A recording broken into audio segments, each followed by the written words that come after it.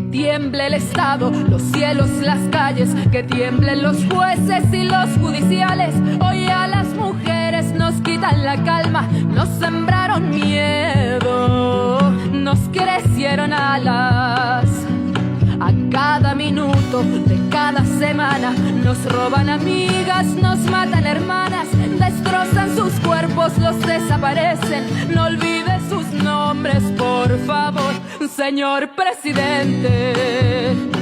Por esas valientes que marchan al frente, por las que en las calles dan lucha por todas, por las compañeras que van puño en alto, por todas las madres buscando en hospicio. Cantamos sin miedo, pedimos justicia, gritamos por cada desaparecida. Que resuene fuerte, los queremos vivas, que caiga con fuerza el feminicida.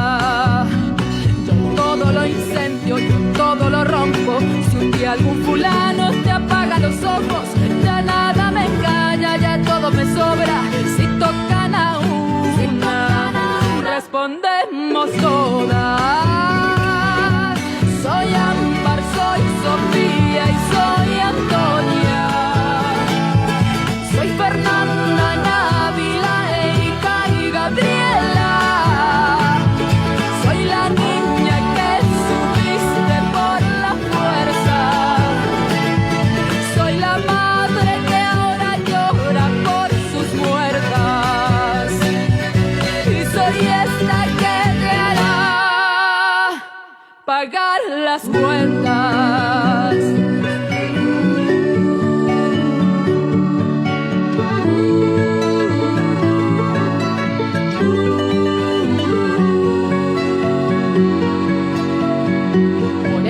Valientes que marchan al frente, por las que en las calles dan lucha por todas, por las compañeras que van puño en alto, por todas las madres buscando en hospicio. Cantamos sin miedo, pedimos justicia, gritamos por cada desaparecida.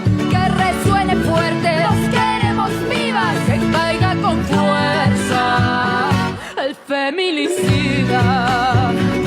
Que caiga con fuerza feminicida.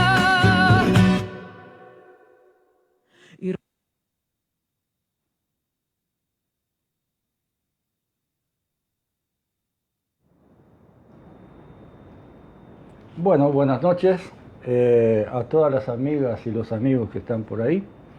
Una vez más, muchas gracias por acompañarnos. Y muchas gracias además por todos los compañeros que nos mandan mensajes y también a los que comparten nuestro programa, los que nos miran por YouTube también.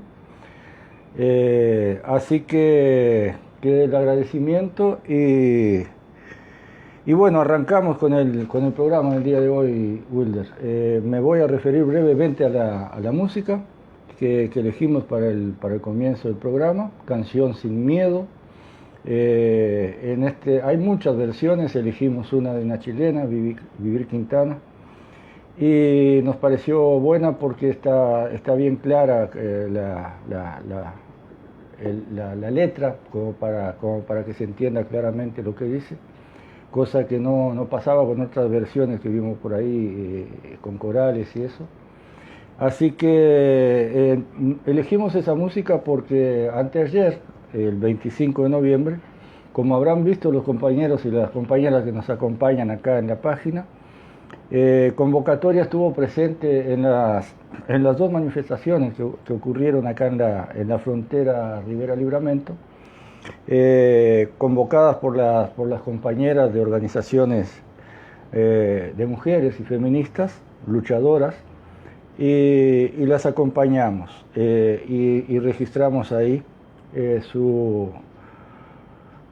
sus movilizaciones en una tarde de mucha lluvia, una tarde bastante difícil para andar en la calle, pero ahí estuvieron al firme como siempre las compañeras y su lucha, su llamado de atención a esto que nosotros hemos dicho en varias oportunidades.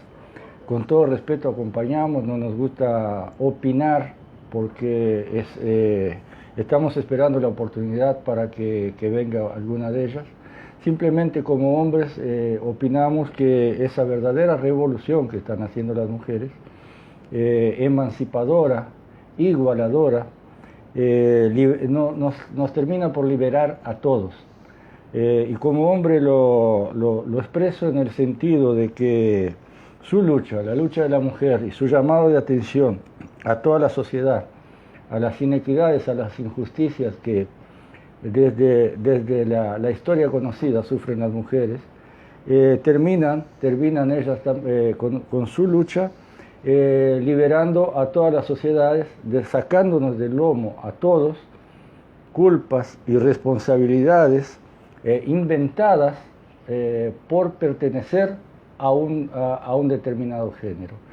Esas culpas y esas responsabilidades que también nos afectan a nosotros los hombres, termina en la lucha de las mujeres por su emancipación, una lucha revolucionaria con efectos inmediatos, con efectos no en el sentido abstracto, sino con efectos, Wilder, en nuestro día a día. Termina eso también por sacarnos a los hombres ciertas mochilas, ciertas cargas que nos ha impuesto la sociedad, y que a medida que avanza esa concientización, el fortalecimiento de las organizaciones femeninas, nos vamos nosotros los hombres también concientizando de lo liberador que es eso hacia toda la humanidad, o sea, hacia todo el género humano, sea cual sea su identidad de género. Así que muchas gracias, compañeras. Estaremos acompañando todas las movilizaciones que podamos. Nos ponemos a las órdenes desde acá. Y bueno, con eso queríamos arrancar reiterando el homenaje a su lucha entonces hacia todas nuestras compañeras luchadoras. Sí, en un día muy especial, llovía fuerte. Igual las compañeras estaban allí presentes y creo que no hay más nada para agregar. Carlitos ya dijo todo. Y capaz lo que sí me gustaría sumar, Carlitos, es que en una conmemoración internacional, el único medio presente para poder amplificar esta convocatoria era convocatoria, justamente. No estuvieron presentes allí los canales ni las radios, que no lo podemos tomar como una equivocación, es desidia, o sea, no importa que estas luchadoras estén en ese día particular, aún con la situación climática que había, que estuvieran allí, y no estuvieron. Es desidia pura hacia estos movimientos que ojalá sean más y ojalá crezcan más en su lucha, y estaremos ahí para acompañar. Si me permitís, es más o menos lo que nos referimos en el sentido del interés de las empresas llamadas periodísticas o de comunicación del país, que todo aquello que no tenga un interés mercantil directo, como que no interesa al mercado, no interesa a sus negocios, entonces ni siquiera se podría decir que es por oponerse a la lucha feminista, porque tampoco le hacen oposición, pero simplemente, como bien lo decís tú, es indiferencia, es decir. Y el solo hecho de no ir ya están haciendo oposición. El solo hecho de que los medios no concurran ya son y tenés razón, ya están tirando hacia abajo la alfombra algo que no les interesa que se lleve que llegue a una discusión tan intensa como la que tendría si todos los medios de prensa se hicieran eco de esas movilizaciones. Wilder, pero tú querías hablar de otro tema ocurrido el mismo día. ¿El mismo día fue? El mismo día. lo el de 25, la muerte de Maradona. la muerte de Maradona, fue el Sí. mismo día. El mismo día. Bueno, a veces los días el y las mismo día horas, de la muerte de Fidel Castro también. los días y las horas, para mí, para Carlito, a veces no son los del almanaque, y no son las del reloj. Sí, no queríamos pasar por alto la muerte de Maradona. Y no queríamos dejarlo pasar por cosas puntuales. Maradona es un hijo de una villa, la Villa Fiorito de Argentina. Un chico que creo que eran 8 ellos, los hermanos. Un chico que se hizo allí, en el campito, y que en algunas entrevistas le preguntaron qué era lo que quería hacer y a él le hubiese gustado ser jugador profesional. Y logró salir de allí y entrar al fútbol profesional. Y obvio que Maradona es una persona muy controvertida. Sí lo será. Pero queremos referirnos un poquito con Carlitos hacia qué tipo de persona controvertida era Maradona. Primero que nada, que como jugador de fútbol, cada país tiene su mejor jugador de fútbol. Siempre se discute cuál es el mejor en el mundo, pero ni yo ni Carlitos somos eruditos en la cuestión de clasificar a los jugadores de fútbol, pero no somos tontos y sí, sabemos quién fue Pelé, quién es Suárez, Cavani, quién es Ronaldinho, quién es Ronaldo, y quién era Diego Armando Maradona. Y cada sociedad lo vive a su manera. Los argentinos tienen esa forma de llevar a flor de piel la cuestión del fútbol. También la tienen los brasileños a su forma y los uruguayos también a su manera. Pero para los argentinos, Diego Armando Maradona llegó a ser un dios, y por varias cosas. No nos olvidemos que les hizo un gol tramposo a los ingleses, como pegándole una cachatada por las Malvinas, ¿verdad? Ahora, ¿qué pasó con Diego? Estuve buscando, Carlitos, un artículo que había escrito un compañero, Juan Ferro, en Argentina, que se titulaba Ídolos con pie de barro. ¿Por qué decía eso el compañero Juan Ferro? Decía que cuando sacamos a un chico como Maradona de esa zona marginal,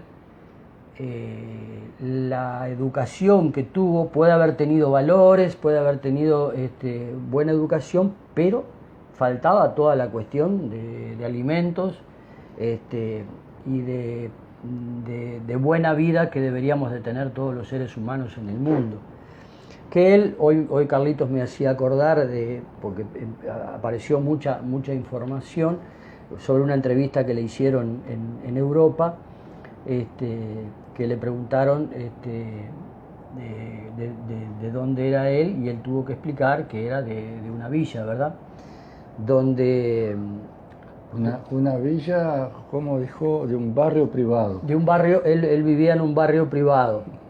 Y el periodista le dijo, porque como el periodista tenía otra información, dice, pero ¿cómo un barrio privado? Sí, un barrio privado de energía eléctrica, un barrio privado de agua, un barrio privado de teléfono y de obras sociales. De todo. De todo, estaba privado de todo.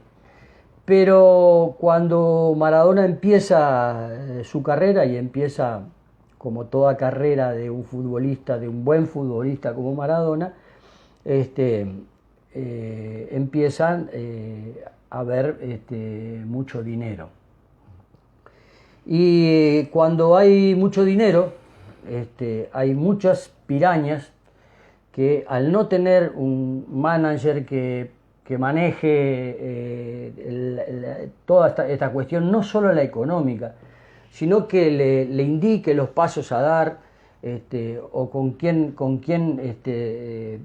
teóricamente se tiene que juntar. Él podrá decidir al final, pero en definitiva, hacia dónde lo llevaron estos managers que solo les interesa el dinero, fueron ellos en realidad quienes lo acercaron hacia la mala vida, hacia lo que tanto daño le hizo, como fue la cuestión de la droga y en algún momento el alcohol.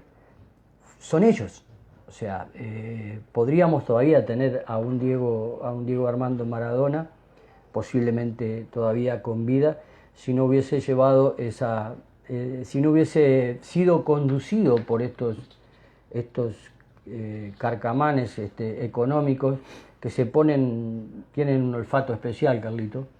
Tienen un olfato especial para arrimarse a estos muchachos que tienen esas virtudes, en este caso en la pelota, de los cuales tenemos muchos casos, ¿verdad? En América, que sabemos de que han sido llevados por estos mismos tipos a que echen a perder su vida.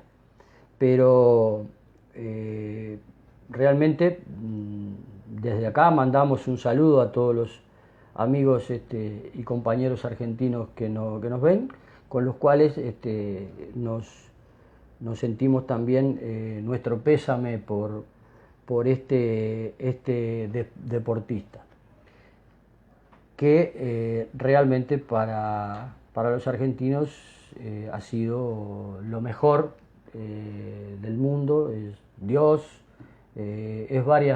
son varias cosas. Galeano le dijo en alguna cosa que escribió, leía hoy, el Dios, el más humano de los dioses, Maradona, porque así era visto como por sus seguidores, por los hinchas de fútbol. Y si me permitís, Wilder, voy a hacer me voy a meter, yo no soy futbolero, todos los compañeros ya aclaramos que no somos pero futboleros. Esto es otro tema que uno quiere referirse a ello, al tema específico, porque sin duda el fútbol es una pasión de multitudes, una pasión en todos estos países y cada vez en más lugares del mundo, los países árabes, el propio Japón, hace muchos años con esa pasión por el fútbol. Y a veces sin pretender hacernos los sociólogos, nos damos cuenta que es un deporte que no le exige nada a la totalidad de la gente, más que la voluntad de practicarlo. Con un pedacito de papel, con una media, 5 medias, como decía Zabalero, hicimos la pelota. Y en la calle, con 2 piedras, un arco de cada lado, en una vereda, en cualquier campito, es un deporte que de alguna manera termina siendo igualador, pero no solo igualador, igualador en el sentido de jugar, sino que para algunos marginados, para esos sectores expulsados y marginados de esta sociedad, expulsados por el modo de producción capitalista, como siempre nos referimos, termina siendo también una de las pocas actividades igualadoras que le dan igualdad de condiciones para ejercer. Fíjate, tú recién decías de Maradona, preguntado alguna vez, no sé por quién, cuando era chico, dijo que su sueño era ser un jugador de fútbol. Es un sueño que cualquier niño, habite el lugar donde habite, puede tener. Ya no puede soñar con ser piloto, astronauta, abogado, todas las otras, o es un oficio, o si tiene un sueño un poco más alto, Si quiere volar un poco más en su imaginación, lo más posible, lo más cercano es el fútbol. Y así es que este niño con 14 años, imaginémonos lo que es un niño con 14 años, una vez que se reveló su habilidad ante estos mafiosos a los cuales vos te referís, fue transformado inmediatamente, Wilder, en una mercancía. Como todo en esta sociedad capitalista, la mano de obra, el obrero, todos somos convertidos en cosas, lo que se llama la reificación, o sea, la cosificación de la mercancía en sí y el propio ser humano, a través de su fuerza de trabajo. Bueno, Maradona fue también con 14 años transformado en una mercancía, pero una mercancía de alto valor, sin tener detrás suyo una familia, una familia que le diera la necesaria contención y formación para que no terminara siendo lo que en definitiva fue en un buen aspecto de su vida, con todas esas contradicciones que enumeramos acá. Y desde luego esta mafia que lo cercó, cuyo único interés era obtener lucros de él, eran incapaces también de decirle que no a nada, porque su interés era obtener de él ganancias. Y así lo fueron manejando y terminó, como tú decís, en manos de una enfermedad, de la droga, hasta quizás como escape. No somos psicólogos, no tenemos cómo saber, a tanta presión, donde desde el calzado que usa a la camiseta, para qué lado se peine el pelo, obedecen a contratos por millones. Entonces, en esa situación, ese hombre,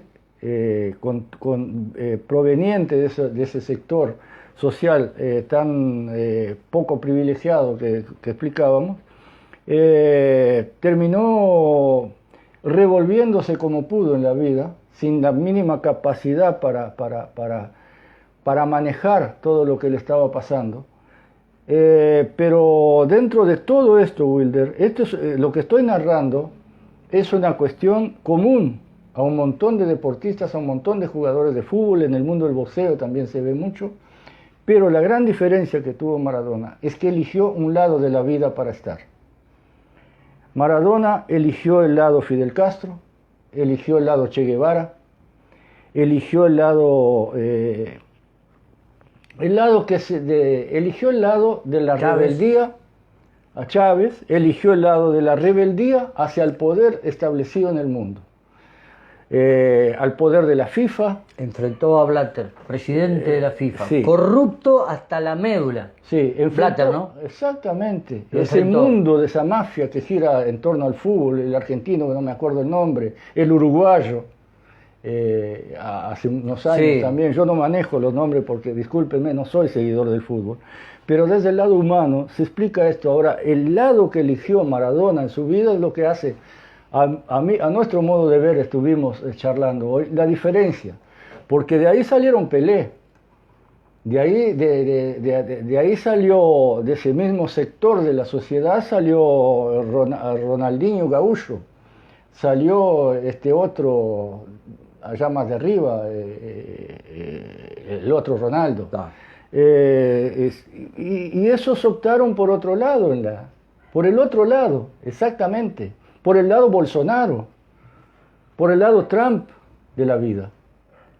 Maradona eligió el lado de la rebeldía, como lo eligió en algún momento Mohamed Ali, el boxeador norteamericano. Que no quiso la guerra. Eso marca la diferencia entre las personas, más allá de sus contradicciones causadas por no saber manejar algunas cuestiones, por la falta de formación. Instintivamente eligen el lado rebelde. El lado superador del sistema y no el lado conservador del sistema. No se suman para ser un alcahuete más, un adulón más del poder, sino que como pueden, y manejándolo como lo pueden hacer, como lo saben hacer, se posicionan del lado correcto de la historia, a nuestro modo de ver. Esa es para mí es la gran diferencia, a pesar de todas las contradicciones que pueda tener. Y que hay muchas de estas. Estuvo 3 años sin darle una entrevista a Clarín. La cuestión que maneja la información o la desinformación en Argentina. Tuvo 3 años sin darle una entrevista a Clarín porque había echado a un periodista, muy buen periodista deportivo. Y cuando lo llamaron le dijeron, Maradona le dijo, yo te doy la entrevista si vos tomás de vuelta al trabajador. Como no lo tomó, tuvo 3 años sin darle una entrevista, nada más ni nada menos que a un medio como Clarín. Es decir, acá no darle 3 años al 4, al 10 o al 12 una entrevista, o al diario del País. Al conjunto. Al conjunto. Porque Clarín es eso, es el monopolio. Es el monopolio de la información en Argentina. Y bueno, y ahí se marca también, y acá quiero traer a colación a nuestro virrey. Sí, por favor. Al señor Luis Alberto Aparicio y no sé qué más, la calle Pou. Cuando le preguntaron, dijo que no le va ni le viene, que él prefiere a un Francesco, más allá de sus preferencias. Este hombre es otro ejemplo. Esto acá es el mismo infantilismo de Bolsonaro, es el mismo posicionamiento, hasta nos deja más tranquilo. En el sentido de que haya dicho esto, porque seguramente Maradona no estaría del lado tampoco de la calle Pou, pero esto demuestra los lados de la vida que elige uno y otro para estar. Este hombre, la calle Pou, presidente de un país vecino de Argentina, ante el duelo nacional por 3 días de ese país, no tiene otra actitud que le salga de adentro el Bolsonaro, el Trump, diciendo esas barbaridades. Por supuesto, no nos representa, no por la cuestión futbolera o no futbolera, con la cual repetimos, no tenemos nada que ver, más allá de respetar la admiración por el arte y comprender por el arte del fútbol por parte de las masas, y comprender por qué ese deporte es una pasión prácticamente mundial.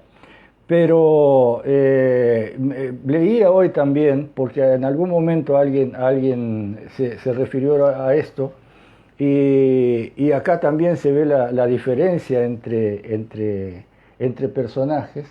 Cuando un Maradona se entera de la muerte de Eduardo Galeano, quien había escrito sobre él, quien le había hecho el homenaje estudiando la cuestión del fenómeno Maradona, jugador de fútbol, el dios más humano que existe, según Galeano, cuando se enteró de la muerte de Galeano, este muchacho nacido en una villa, Fiorito, sin haber estudiado, sin nada, llegó a un Galeano, llegó a conocer a un Galeano por su postura en la vida, y además seguramente llegó a leer a Galeano, cosa que dudo que la calle Pou lo hubiera hecho, estoy prácticamente seguro que habrá visto la tapa de los libros. Le dijo Maradona: gracias por luchar como un 5 en homenaje a Galeano. Gracias por luchar como un 5 en la mitad de la cancha y por meterle goles a los poderosos como un 10. Gracias por entenderme, también gracias. Eduardo Galeano, en el equipo hacen falta muchos como vos. Te voy a extrañar. Eso lo dijo Maradona, que no pasó por ningún colegio privado, que no creció en La Taona, que no se recibió de abogado en una facultad privada tampoco, que no fue presidente de ningún país, nunca tuvo esa responsabilidad. Supo comportarse con una altura que lo deja bajo tierra a un sujeto como la calle Pou. Vergüenza nacional. Pero bueno, no queríamos dejar. ¿Tenés algo más para agregar? Disculpame que No. No hay más nada para decir, Carlitos, sobre sobre Maradona vamos a escuchar muchas más cosas de Maradona, pero no queríamos que esto pasara como que si no había sucedido nada. No, murió Diego Armando Maradona, un ídolo del fútbol que trasciende fronteras. Le acaban de cambiar el nombre a un estadio en Italia y le ponen el nombre de un argentino. En Italia le ponen el nombre al estadio de un argentino. Es increíble que este payaso del presidente diga eso cuando trasciende fronteras el arte del fútbol de Maradona. Es increíble que pueda decir esto. Está por ahí, Carlitos. Pero entremos al tema al otro tema del día, que le decimos a las compañeras y a los compañeros que si bien pusimos este nombre en el día de hoy, por supuesto el tema no se va a agotar en el día de hoy, en el sentido que llamamos al programa con el título Analizamos, porque fue por parte de convocatoria, analizamos, caracterizamos, proponemos y convocamos. Y por supuesto nos estamos refiriendo a toda la discusión política, social y sindical en nuestro país en este momento en que vivimos, y cuál es el camino que desde acá intentamos convocar para que se sigan desarrollando los hechos. Así que, Wilder, hace rato que prometo yo que vos hagas una narración de lo que has vivido, porque integrás las organizaciones, tanto sindical como de la intersocial, que nos cuente cómo viene toda esa discusión en torno específicamente al trabajo hacia la intento de anulación de la ley de urgente consideración. Bien, ya habíamos hablado sobre la reunión de la intersocial. Lo que nos faltaba hablar era sobre lo que resolvió la mesa representativa ampliada del PICNT. Que era la que iba a resolver, en definitiva, si iba por toda la LUC o de forma parcial por la derogación de algunos artículos. Antes de esta mesa representativa ampliada hubo una mesa representativa común que es integrada solo por los sindicatos. En la ampliada la integramos también los plenarios del interior. Fue muy polémica la mesa anterior, la que solo están presentes los sindicatos, porque en la anterior a esa se había resuelto que era la representativa ampliada la que resolvía si se iba contra toda la LUC o se iba de forma parcial. Pues empujaron el carro y sacaron una resolución en la representativa común de ir de forma parcial. Eso habilitó unas discusiones y unos enfrentamientos importantes en esa mesa, y en esta se planteó la reconsideración de lo que había resuelto esa mesa, que era ir por la parcialidad. Hubieron dos mociones. Una planteaba la reconsideración y de ir por la parcial y que fuéramos por la total, y había otra moción que fue la que realmente ganó, que era ir solo de forma parcial. A lo cual se presenta un articulado de más o menos 116. Esa moción fue la que terminó ganando, ¿verdad? O sea, ahora el domingo, pasado mañana, tenemos la Intersocial Nacional, que es la que en definitiva va a resolver qué tipo de referéndum, hacia qué tipo de referéndum nos encaminamos. Bien, ¿qué pasó ahí, Carlitos? en esa mesa se resuelve ir por la parcialidad y se presentan 116 artículos a refrendar. Los argumentos fueron pocos para los que acostumbramos en algunas mesas representativas, pocas intervenciones, pero muy bien, muy contundentes, muy bien argumentadas, de las cuales me gustaría extractar algunas cosas.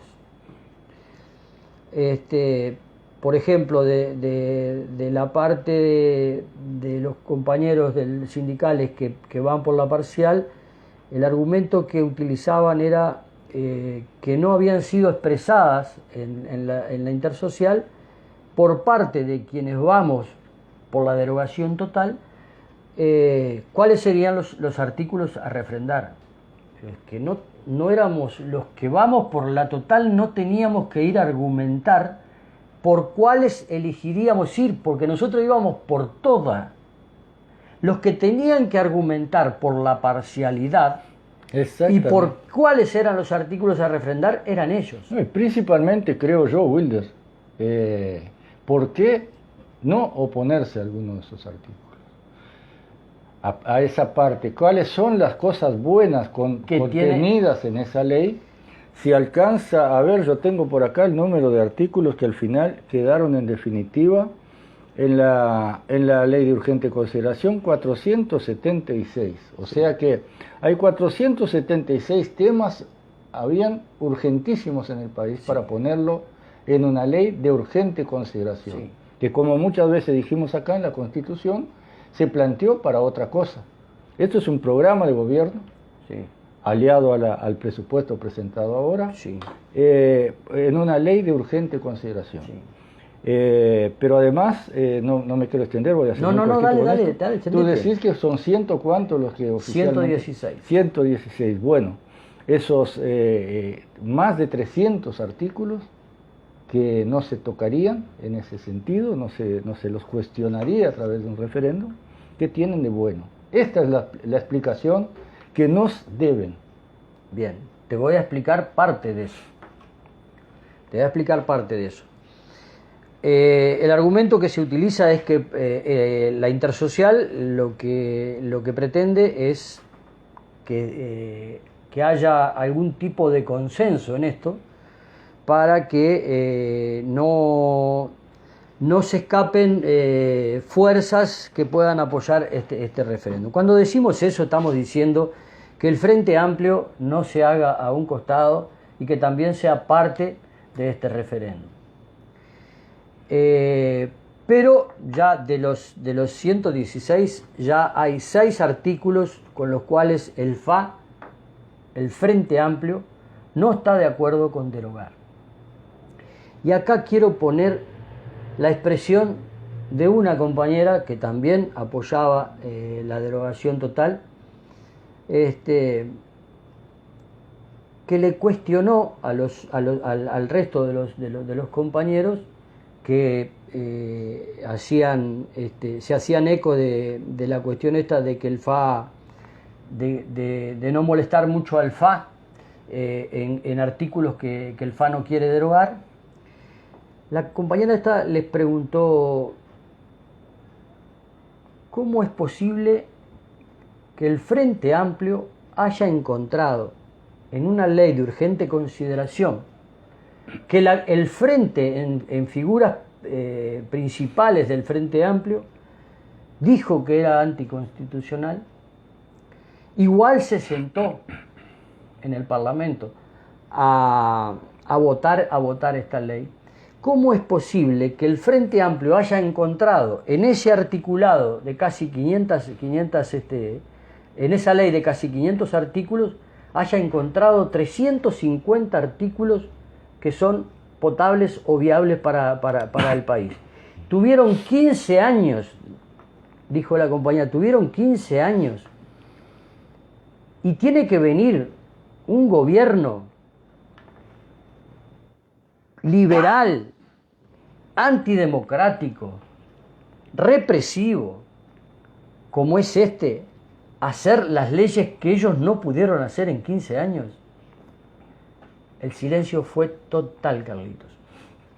Nadie pudo contestar a esa compañera esa interrogante que tenía la compañera. Contestarle es tener que revelar la verdad. Y bien. No es verdad que no sirve revelarla, porque Bien. hay que seguir haciendo buena letra, Pero con revelarla. bases de izquierda. Pero si yo estuviese en el otro lado, revelo que es así. Revelo que es así. No Entonces las cosas quedan mucho más claras para la clase de trabajadores. Se van revelando solas. Se van revelando solas. Continúa, Will. Bien, después de esas pocas intervenciones a favor y de ir por la parcial o los que estábamos a favor de ir en contra, resultó esto, Carlitos.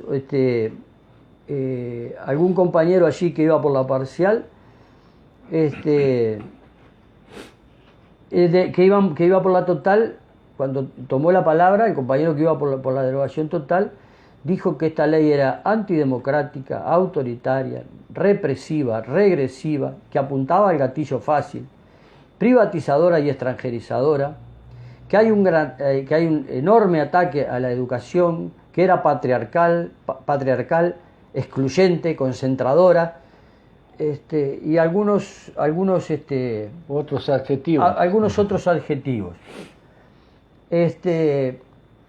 Y algunos de los que intervinieron por la parcial dice, pero ustedes los que están por la total, lo único que tienen para decir es eso. Carlito, eso no es suficiente. Carlito, no solo que eso no es suficiente, sino que no quieren discutir esto, si es cierto o esto es mentira. Claro. Pero Carlitos, la moción que termina ganando dice exactamente esto que dice acá, de la cual somos criticados aquellos que vamos por la total. Dice exactamente los mismos adjetivos, pero son criticables si los dice la minoría, los radicales. Sí, si va por el otro lado, no pasa nada, lo pueden decir que no hay problema. Tampoco se ponen a analizar, ¿no? Porque cuando va por el otro lado, Wilder, son palabras. Esa es la gran diferencia. Cuando va por el otro lado, y así lo hemos visto en todos estos años anteriores, una cosa es el discurso. Son verdaderos camaleones. Según ante quién se presentan con su discurso, es el lenguaje, la forma de expresarse, los énfasis que hacen y lo que dicen. Y esto hay que abrir mucho el ojo con lo que pueda pasar de ahora en adelante. Hay toda una aclaración y por eso decíamos, analizamos y caracterizamos. Hay toda Wilder, una revelación del espectro político, ideológico uruguayo en este momento, que ya no se puede correr para abajo de la alfombra, ya está clarísimo. En cada actitud, en cada movimiento que hace, ahora tenemos, para ejemplificar con cosas sencillitas, la asunción de los intendentes. Pues, aquí que un intendente de la izquierda, o casualidad del MPP, la izquierda más de derecha que tiene Latinoamérica, es la izquierda uruguaya junto con Chile. Chile y Uruguay claramente son las izquierdas más derechistas, pero el MPP va más allá de eso. El MPP ha sido puerta de entrada de cuánto oportunista hay, de cuánto derechista disfrazado de izquierdista ha aparecido y aprovechado esta puerta abierta del Pepe, que es lo mismo, a todo este tipo de gente. Fue así que fabricó Almagro, fue así que que fabricó a este Jorge Saravia, que ahora es blanco nuevamente. Es blanco nuevamente, ya era blanco antes, pero entrar al MPP se transformó en figura, porque tenía un grupo dentro del Partido Nacional que nunca llegó a nada. Resulta que vino al Frente Amplio, se transformó en figura y ahora fue con su electorado a aportar a la coalición multicolor.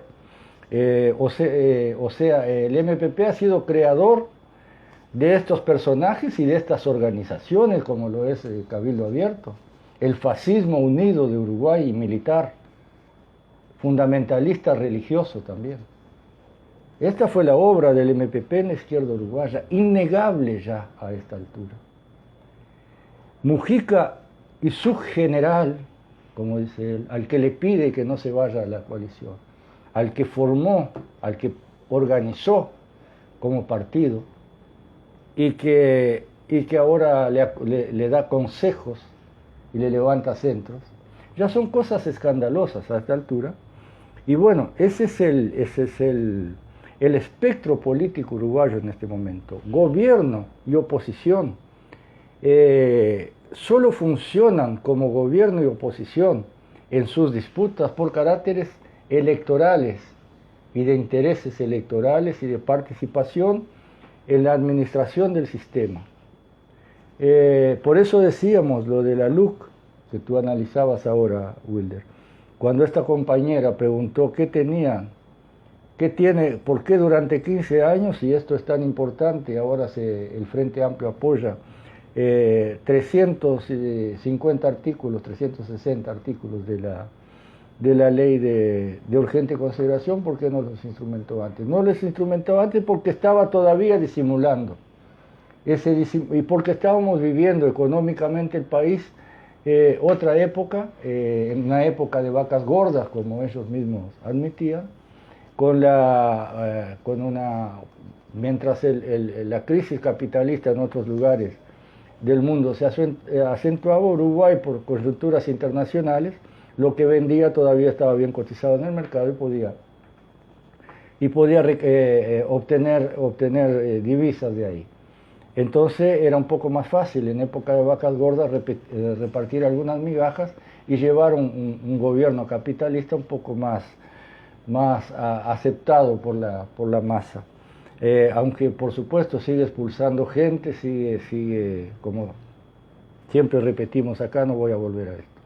Pero ahora que aquello que habíamos venido diciendo desde el primer programa, vamos por el 38, Wilder, había muchas cosas que decíamos acá, estaban como sueltas en el espacio, yo me imagino, para quienes nos escuchaban del otro lado.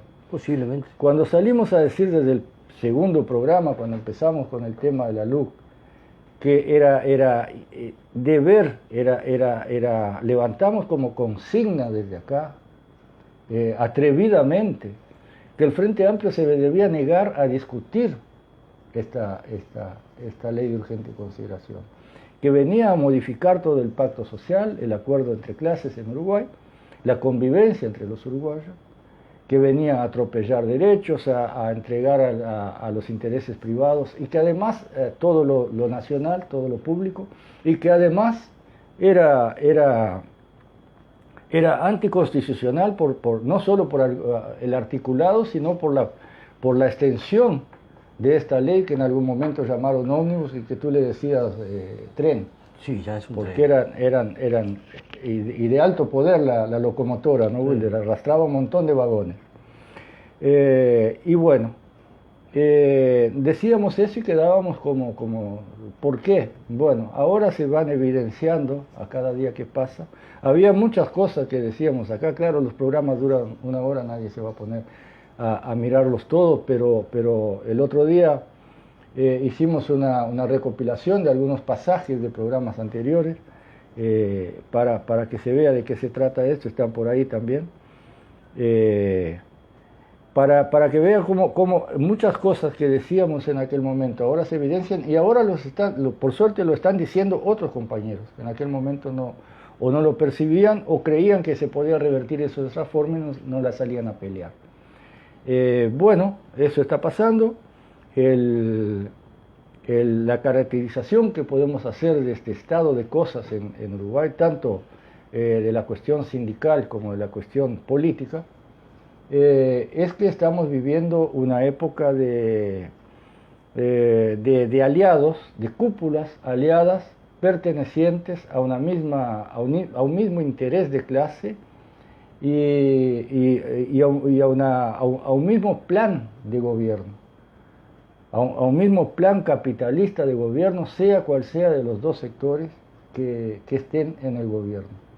El hecho de tener estos 300 artículos que pretenden dejar vigentes, si es que logramos revertir los 116, son buena parte de lo que necesita la derecha en el país. Hoy lo podemos decir con todas las letras, la derecha en el país, compuesta por la coalición multicolor y en su carácter de comité ampliado, el Frente Amplio también.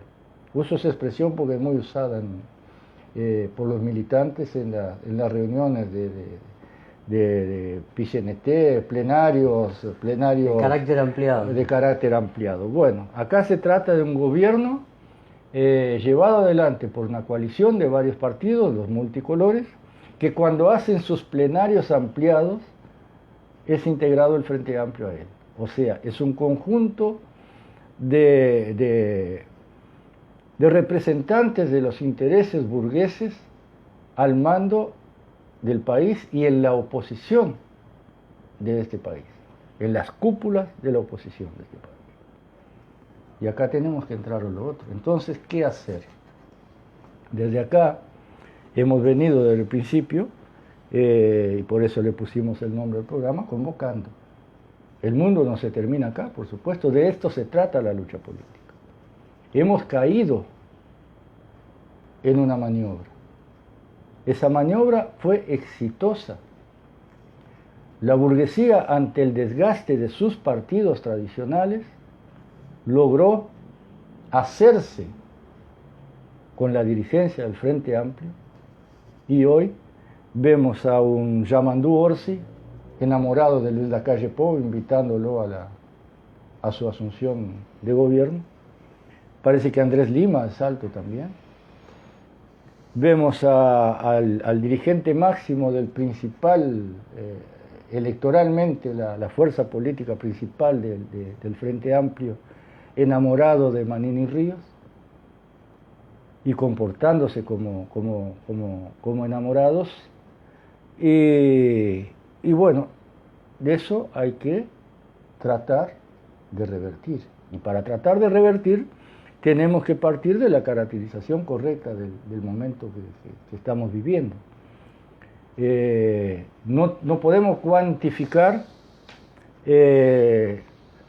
numéricamente las personas que se oponen a esto dentro de esa izquierda uruguaya. No tenemos esos datos. Estos datos se van a ir revelando también en el desarrollo de la situación. Entonces, desde acá convocamos a la organización. A la organización, dijimos desde el principio, desde acá no se llama a nadie a abandonar esas organizaciones partidarias o sindicales, muy por el contrario. Nuestro llamado es que esas fuerzas sean recuperadas para el verdadero sentido fundacional que tuvieron en sus principios, en su ideología, expresada en su simbología. Porque después los vemos llamarse partido revolucionario de no sé qué, partido comunista, los oímos agitar símbolos valiosísimos en la historia de la lucha revolucionaria mundial, y referirse con el debido respeto, porque así es, al pasado de esos o de personas que entregaron su vida por esas causas, pero sin embargo con su práctica el día a día los vemos pisotear esa lucha y esos mártires que tiene la izquierda. Bueno, de acá se trata de convocar a la recuperación. Eso va a depender de la correlación de fuerzas que haya en la interna de cada uno de esos grupos. de cada una de esas organizaciones sindicales, de cada una de las organizaciones partidarias.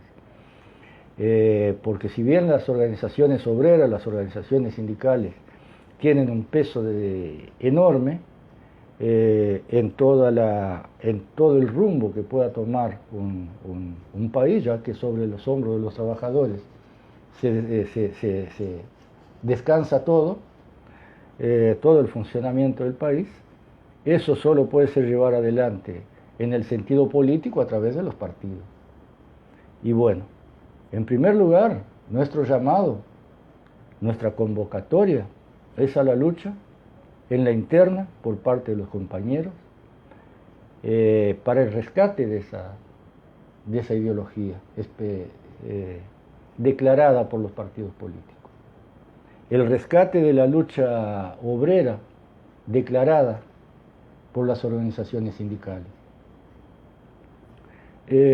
Y a partir de ahí, medirnos, ver qué pasa, qué se puede hacer.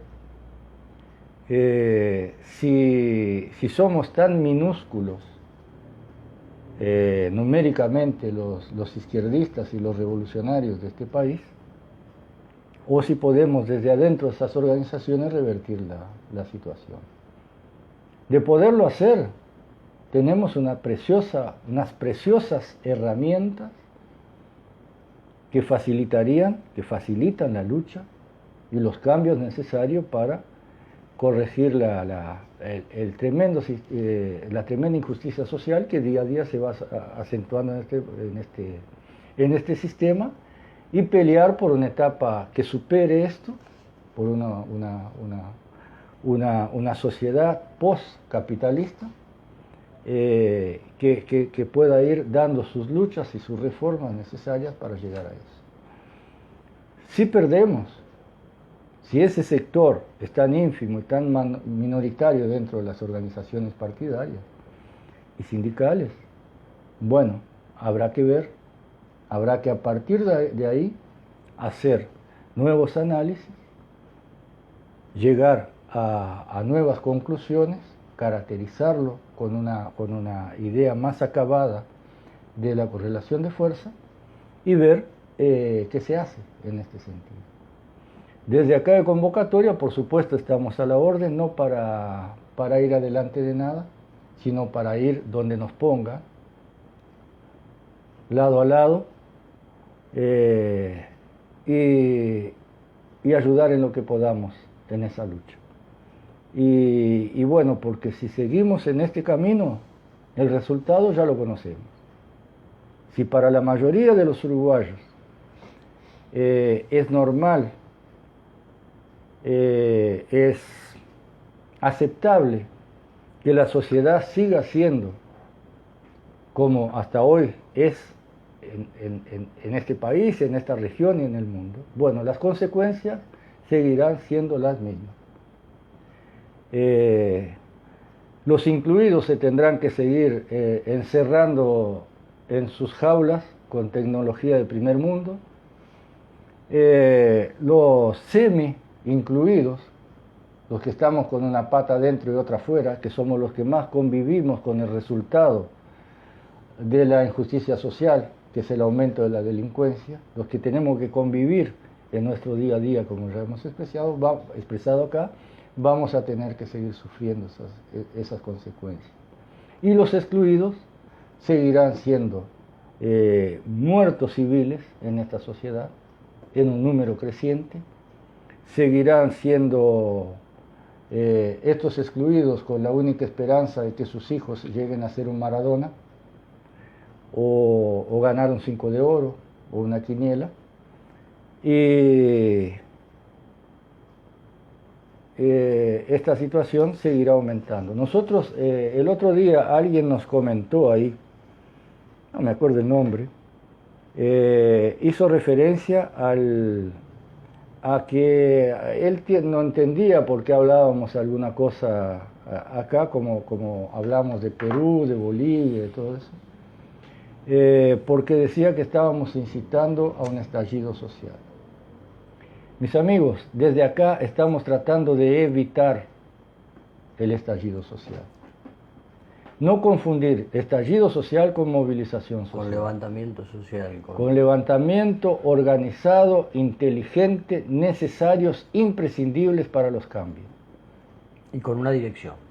Exacto. El estallido social solo sirve para que haya más muertos, generalmente inocentes, para que haya más justificación por parte de la burguesía y su organización estatal para matar y para reprimir.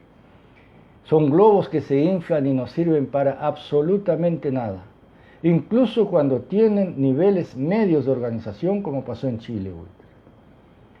Estos muchachos, estos niños, que fueron los que empezaron la movilización, después con todas las razones, con toda con toda la firmeza, con todo el sacrificio que hicieron y las vidas que dejaron en la calle, ahora, al no tener la posibilidad de que esa movilización fuera lo suficientemente organizada, consensuada y con un programa detrás, termina cayendo en una constituyente donde los que dictan las reglas de funcionamiento de esa constituyente que va a ser electa son los que ya están encaramados en el poder y que durante todos estos años fueron miembros de la situación que llevó a la inquietud social que motivó las movilizaciones y el estallido social. Son ellos los que dictan al final, los que van a hacer el articulado de la nueva Constitución, que van a manejar, como siempre maneja, y ya hemos contado acá, cómo manejan las elecciones a su antojo a través de los medios de comunicación y a través de la plata que ponen los interesados en cada sector, en la elección de cada sector, con sus lobbies, y ponen las reglas del propio funcionamiento de la constituyente, donde el articulado solo va a poder ser decidido por mayorías muy especiales. Más de un 60% va a tener deberá tener de apoyo cada propuesta en el articulado para que sea escrita, sea validada en la Constitución, en la nueva Constitución. O sea, van a seguir digitando la Constitución grupos minoritarios. Hagamos comparación con la coalición multicolor. ¿De qué se trata estos grupos bisagras? De alquiler, partidos muchas veces de alquiler o grupos comprables por parte de los lobbies interesados, por parte de los capitalistas interesados en que se apruebe o no se aprueben determinadas cosas, los que van a terminar dando la mayoría, sí o no, a todo el articulado de la Constitución. O sea, cae este estallido social, por eso nos oponemos al estallido social como tal. Cae todo el sacrificio de esta muchachada en manos de la misma rosca corrupta que hace años, desde el pinochetismo alguno y en la era post-pinochetista, incluso de esa izquierda, al igual que la uruguaya, de las más derechistas de América, son ellos al final, en manos de ellos se pone el resultado de tanto sacrificio de gente que ahí no va a pinchar ni cortar. Fue la izquierda chilena que salió de bombero de la derecha para aplacar el otro levantamiento de los estudiantes, mucho anterior a esto, para permitir que pudieran seguir gobernando quienes gobiernan hasta ahora. Fue la izquierda. ¿Sí? Esa izquierda que también tiene un paralelismo con esta izquierda uruguaya. Y cuando decimos la izquierda, como pasan muchos programas a veces, Carlitos, hablamos de la izquierda burguesa, no estamos hablando de los compañeros de base de izquierda del país. Estamos hablando de los dirigentes. Y planteamos una cosa ahí, Carlito, ¿verdad? Planteábamos una, que ya lo habíamos dicho en otro programa, ¿verdad? Que se dé la lucha interna, para ver si se puede reencauzar la izquierda en este país. Y tú decías que hasta ahora habemos muchos desparramados por ahí que pensamos que hay que cambiar el rumbo y tener partidos de izquierda, que no se vendan a la burguesía, ¿verdad? Bien. La cuestión es que las bases van a tener que hacer ese trabajo en sus respectivos partidos. Ahora, nos queda una cosa pendiente, Carlitos. Si no hay una respuesta desde la dirección de esos partidos a la presión que viene desde abajo de los compañeros que quieren cambiar esa realidad, no hay más remedio que decirle a los compañeros que no es que uno les pida que salgan de esa fuerza política, no van a poder con esa fuerza política llegar a ningún lado. Y van a ser la gran incógnita que tenemos. Esa es la gran incógnita que tenemos. La cuestión es qué va a pasar o qué va a hacer. Y compañeros, ese famoso salto al vacío que les dicen a ustedes, no es un salto al vacío. Tarde o temprano vamos a tener que armar nuevamente en este país, reorganizar a la izquierda de este país. Porque si hay una oposición que entiende que hay 350 artículos en la ley de urgente consideración que son viables, que no hay que tocarlos, después de gobernar 15 años y que viene un partido oligarca como un gobierno oligarca como y hace la ley y encuentran 350 artículos, ¿qué estuvo haciendo esa izquierda? No, pero además no los explican. No los explican. ¿Y qué estuvo haciendo esa izquierda 15 años? Si tiene que venir alguien de derecha para decir cuáles son las leyes que hay que hacer en este país. No tiene explicación, Carlos. Estuvo con un color adecuado como camaleones. Y por eso decíamos, ojo con esto. Porque habilidad política les sobra. Habilidades es lo que les sobra a estas dirigencias. Por algo llegaron ahí. Por buena cháchara, por buen papo, como dicen los brasileños. Por algo llegaron y ahí. No solo acá, ¿verdad? Ojo con esto, porque esa gente se puede volver a cambiar. Puede volver a cambiar el verso, ¿no? Su práctica posterior al convencimiento. Por lo tanto, los personajes ya han demostrado lo que son. Ya están intentando cambiarlo, Carlitos. Apareció el documento de autocrítica del FA. Sí, pero ¿qué? No, increíble. El documento de autocrítica viene de arriba para abajo. Y capaz que es comprensible, Carlitos, que unas bases sometidas, como han estado durante todos estos años, donde había que acatar lo que decía la dirección. Si no, eras un contrarrevolucionario. Estabas haciendo daño a la izquierda y todas esas cosas. Entonces, el hecho de que la autocrítica haya partido desde la dirección burguesa de izquierda, es también una constatación de cuánto aplastaron a las bases, que no tuvieron la prontitud para salir con una autocrítica. Entonces la autocrítica no parte de las bases, parte desde arriba. Y por las dudas le tira un caramelito para abajo. Admite de que hay errores. De que hubieron errores, que pudo haber habido corrupción, que la fuerza, es el gancho, ¿no? El anzuelo, que el gobierno se separó de la fuerza política. Ahora lo que pretende es que claro, no son gobierno ahora, ¿no? Pero pretenden arrimarse, o que se arrimen, que habrá que verlo, si las bases logran arrimarse a la oposición. Por lo pronto no se están pudiendo arrimar, porque si hay 300 artículos que ellos entienden que está bien, y hay una resistencia de un montón importante de gente a nivel país, muchos de ellos frente amplistas, que dicen de que hay que ir contra toda la ley, quiere decir que todavía ese mensaje que están mandando para abajo, ellos mismos no lo están respetando, porque están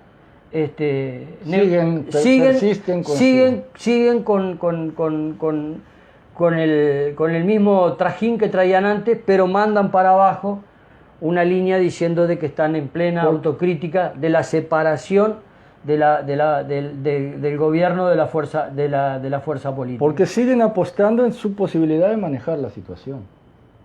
Claro que sí. O no va a depender de la actitud de esos militantes. Que tomen esos militantes.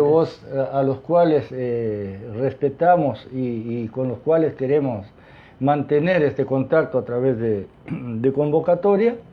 Va a depender de la actitud de esos compañeros hasta ahora manejados, a que dejen de ser manejados.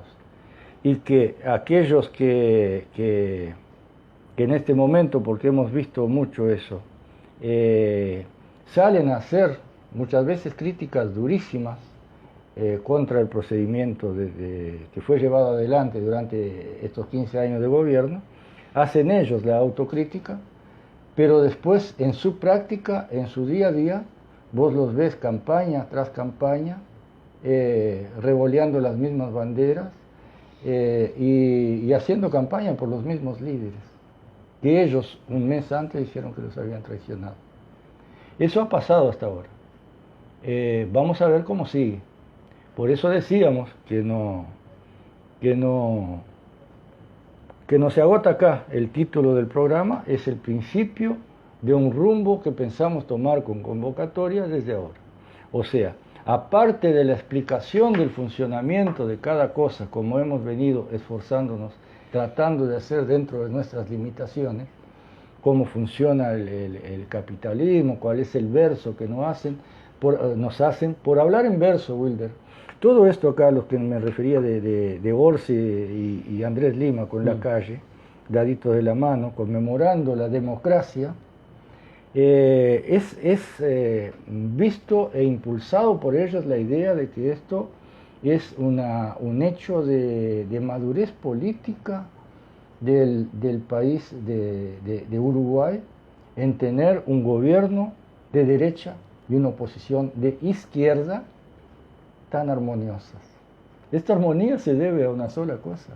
La armonía siempre se da por afinidades.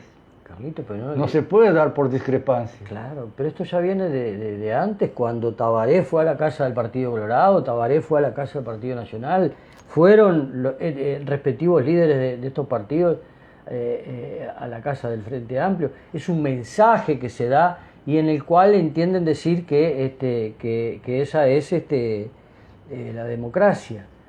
Y es dentro de lo que nosotros mismos explicamos acá, el funcionamiento de la democracia.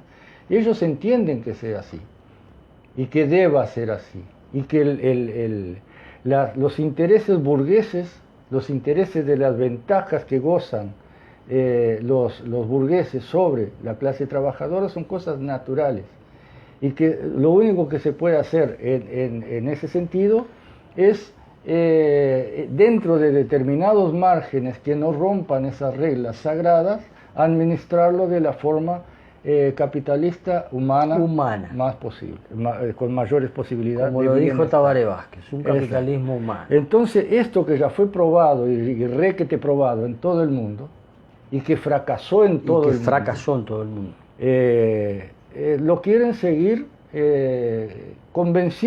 nos quieren seguir convenciendo de que acá se está innovando en algo. Acá no hay nada nuevo, es todo viejo, es todo viejísimo. Todo ha sido experimentado y todo ha sido reinstrumentado una y otra vez en ese círculo al cual nos referíamos. Con ciertos maquillajes. Claro, con ciertas mezclas, que le va dando a la posibilidad de seguir manteniendo dentro de ciertos márgenes sus privilegios sin importarles la exclusión y de las grandes, de cada vez masas más grandes de la humanidad, de dentro del sistema. Y la pregunta que hacemos específicamente en Uruguay es si los incluidos de Uruguay y si los incluidos de izquierda en Uruguay también van a tener el mismo nivel de egoísmo que tienen los burgueses a ese respecto. O sea, esa es la gran pregunta que nos queda, porque podemos lograr cosas para con la lucha sindical, con la lucha de los compañeros sindicales, incluidos, se pueden lograr mejoras. Ahora, eso de ninguna manera, compañeros, es una victoria de la clase obrera. Eso es una victoria de un sector de trabajadores incluidos. La clase obrera son todos, los empleados y los desempleados. Los que todavía están adentro, los que están con una pata adentro y otra afuera, y los que ya hace generaciones están afuera. Todos ellos son la fuerza productiva de un país. Todos ellos hacen parte del proletariado. Las luchas sindicales, la conciencia sindical, se tiene que transformar realmente en conciencia de clase. Si no, vamos a seguir en la misma. Vamos a estar muy tranquilos, incluidos muy tranquilos, sintiéndose aliviados consigo mismos por hacer algo por los pobres, ayudar a los pobres, ser solidario con los pobres. No, compañeros, la lucha se trata justamente, la conciencia de clase, el crecimiento de la conciencia de clase, se trata en que no haya pobres, o que seamos todos dignamente pobres en determinadas circunstancias. Se están peleando, Carlito, se están peleando entre la recién electa intendente de Montevideo y Bartol, el del Mides, a ver quién llega primero con la canasta a los pobres. Pero para no superponerse, para que un pobre no vaya a recibir dos canastas, se van a reunir para ver quién reparte a quién, no sea cosa que ocurra una injusticia y algún trabajador de estos excluidos del sistema reciba dos canastas. Y eso lo dicen como la maravilla del mundo. Llevarle canastas a los necesitados es la solución que tienen para los excluidos. Entonces, es un mundo al revés, En vez de estar discutiendo quién va a generar más fuentes de empleo, no están discutiendo quién va a repartir más canastas. Es vergonzoso eso. Es vergonzoso. Bueno, y de eso se trata entonces nuestra lucha, Wilder. Sí, nuestro humilde aporte a... Creemos y sabemos que... sí, seguro. Creemos... Podemos estar equivocados. Para eso dialogamos con... De repente los hechos no son como pensamos. De repente los hechos no son como pensamos, pero... De repente no hay 500 ollas populares en el país, de repente van a comer ahí porque les divierte. De repente nos golpean 10 veces por día en nuestras casas de barrios pobres, como vivimos Wilder y yo. Nos golpean 10 veces por día para cortar el pastito del frente, con una asada, por supuesto, porque si tenían máquina la vendieron, o pidiendo un pedazo de pan. A lo mejor lo hacen por capricho, porque les gusta, y estamos equivocados. Y a lo mejor... yo me río, pero hay gente que a lo opina mejor de que no quieren trabajar, dice. Sí, a lo mejor... No, le preguntás ¿dónde hay trabajo? Bueno, no sé dónde hay, no, pero... a veces hay, Wilder. A veces hay. Y eso es lo que más me calienta, por decir alguna cosa, de alguna manera. A veces la gente te dice, mirá que le ofrecí trabajo. A ver, ¿qué le ofreciste? Le ofrecí trabajar por 200 pesos por día, me hacía tal cosa, me hacía tal otra. Y no quiso saber por qué, porque del Mides le están dando. Y bueno, mi amigo, si usted es tan miserable que quiere hacer que un trabajador trabaje, que le venda su fuerza de trabajo por 200, por menos de lo que es un plan de indigencia, usted es un canalla, por lo menos. Después está esta nueva derecha, Wilder, que hace días que estoy por referirme a esto. Hace días. Esa nueva derecha, nosotros lo vimos con las movilizaciones de Un Solo Uruguay. Sí. Entonces en estos pueblos chicos que uno más o menos conoce, los veía los estancieros en sus 4x4, aquellas mujeres llenas de collares de 2 metros de altura, con unos lomos de generaciones tras generaciones de buena alimentación. Y después veía uno en una camionetita perdiendo los pedazos. Andaba uno en bicicleta acá en Rivera. Y eso ya es la ridiculez, pero hay un montón de gente que está ahí que cree que leyes como las 8 horas del peón rural, que fue un logro también, un logro, aclaremos, un logro ganado por la movilización, una vieja reivindicación que no podían dejar de hacerla, no podían dejar de atenderla la supuesta izquierda. No vamos a poner como le gusta hacer algunos personajes que fue en el gobierno que fueron otorgadas, como las 8 horas de Valle y todo eso que explicamos acá. Son cosas arrancadas a la burguesía. Bueno, esa nueva derecha son, mis amigos, aquellos que se sienten burgueses. Se sienten burgueses porque logran tener un empleado, 2 empleados, explotar a 3 o 4 personas por fuera de las reglas del propio capitalismo. Entonces la hacían trabajar 10, 12 horas por día, le pagaban lo que querían y eran los crack, unos trabajadores bárbaros. Le sacaban al lomo de 3 o 4 plusvalía, ganancias sobre su trabajo. Cuando las propias reglas burguesas del capitalismo les imponen a que cumplan ciertas normas, ellos se sienten en peligro, porque se dan cuenta que no son burgueses nada, que del lomo de esos 3 o 4 trabajadores que tienen, por más que les saquen, si tienen que cumplir con las reglas dictadas por la propia burguesía y su Estado, no son burgueses, en realidad son pobres. Y corren el riesgo de ser ellos también empleados. Entonces, ¿qué hacen? Salen a decir que el Estado les está coartando la posibilidad de avanzar y de progresar porque son emprendedores y tienen voluntad de trabajar. Y terminan apoyando a un Luis Lacalle Pou que viene a implantar un sistema neoliberal económico que lo que hace es que se achique el mercado interno. Esos piojos resucitados a los cuales me refería recién, viven del mercado interno. Viven produciendo una cosita, una leche para vender a Conaprole con un tambito de 20, 30 vacas, viven produciendo determinados servicios que funcionan para el mercado interno. Resulta que el neoliberalismo termina con el mercado interno. Entonces, dejan de ser pretendientes a burgueses,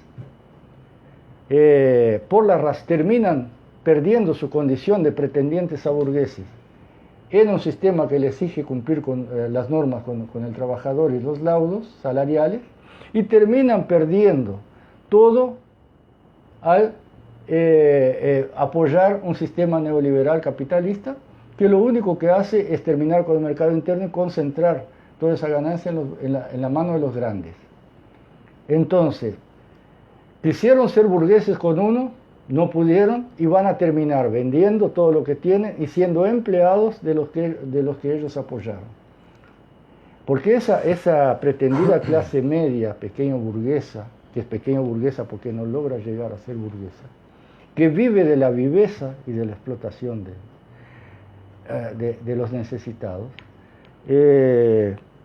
termina cayendo en la pobreza, en una pobreza mucho mayor, porque incluso pierden su pequeña acumulación de capital original que les permitió abrir esas empresitas en época de vacas gordas y de buen mercado interno, y terminan fundiéndose todos. Después vos los ves yendo a Montevideo en marcha, como pasó en el final de los gobiernos de derecha anteriores, exigiendo que el Estado, porque ahí dejan de ser capitalistas también.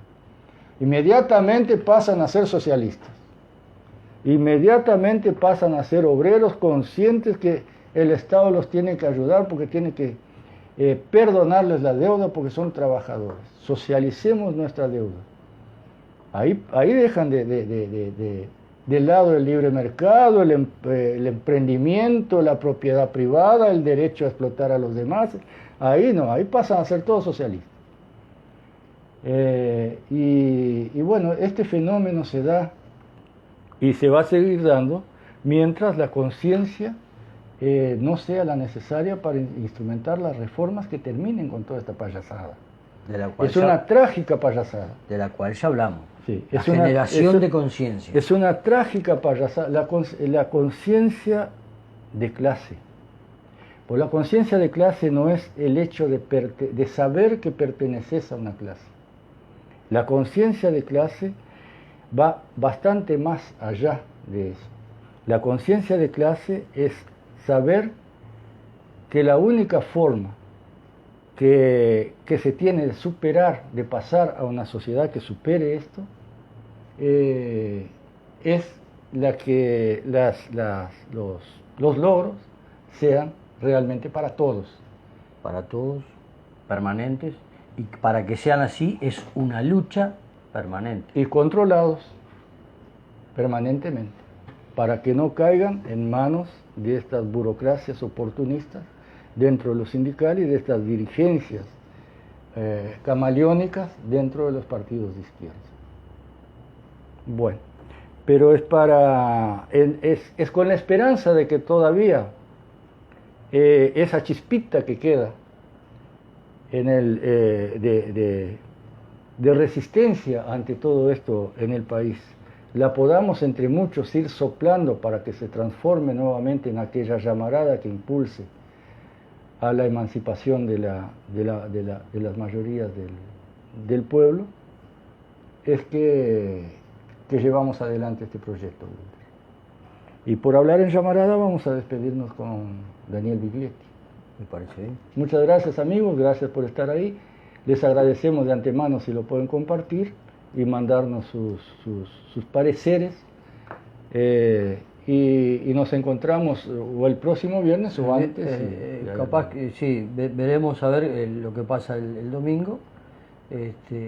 Veremos cuál es el desenlace que va a tener. El domingo yo no creo que vaya a cerrar esto de la Intersocial con la LUC. O sea, no va a cerrar el paquete en definitiva.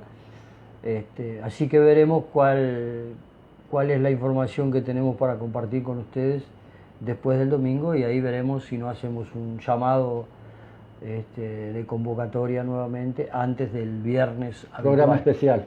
Muy bien, en eso estamos entonces. Vamos con la llamarada entonces. En sus centros la tierra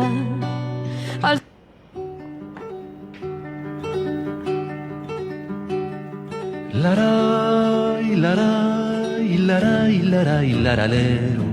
Qué linda la madrugada con ese sol trafoguero. Hay que ahorrar pa' no ser pobre, un peón viejo me decía, y a él nunca le sobra un cobre pa' comprarse una alcancía. Lara y lara y lara y lara y laralero, qué linda la madrugada con ese sol trafoguero.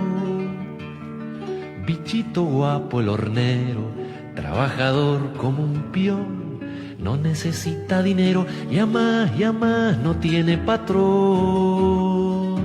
Lara y lara y lara y lara y laralero, qué linda la madrugada con ese sol trafoguero.